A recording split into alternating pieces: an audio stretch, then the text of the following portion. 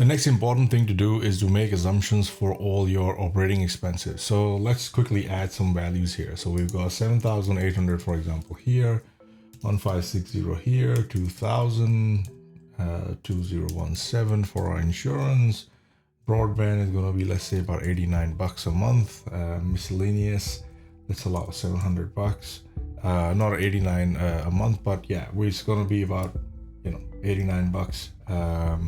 If you are paying $89 a month, then I'll just go 89 times 12, so I know that'll be the broadband, because we are doing an annual escalation here.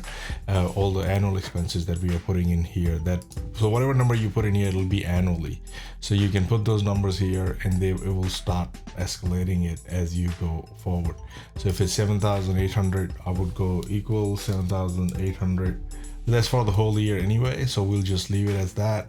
Calculate them as an annual number, and then quickly add those values in and make your assumptions so that you can quickly punch in some numbers and get the ball rolling. So now this also works the same way. So your operating expense 6% escalation rate is actually coming from the operating expense escalation rate right here. Now when I press save and refresh, it will escalate everything annually. All your operating expenses will get escalated by 6% year on year.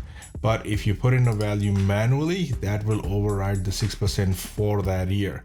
Or if you go and make that 0 and manually enter an escalation rate for it, it will get escalated based on the rate that you entered manually.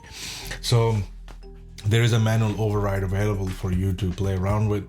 The only thing is that whatever escalate, because this is a smart, real estate investment analysis, and it doesn't go into the detail of insurance is going to escalate at 3%, but urban utilities or the utility expenses are going to escalate at 2%. So you can't have a separate escalation rate for all of them. But whatever the escalation is, it will get applied to for that year. So for example, let's say on the third year, I enter 6.5. And just for that year, the year-on-year escalation is going to be 6.5%. So let's change that and let's make that 6.5.